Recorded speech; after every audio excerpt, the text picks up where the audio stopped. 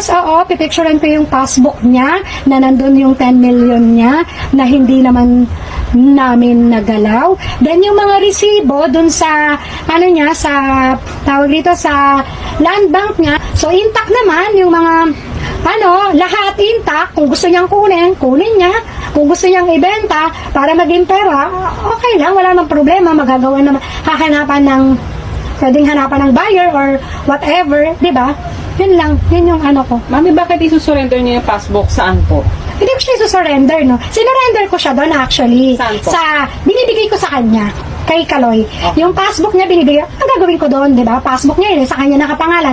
Pati yung ATM card niya, bibigay ko na, and yung ID niya doon yung PIN ID niya, na ako nagpagawa, ay nandoon din. Tapos yung mga resibo ng BDO Life niya, na fully paid, plus yung Sun Life.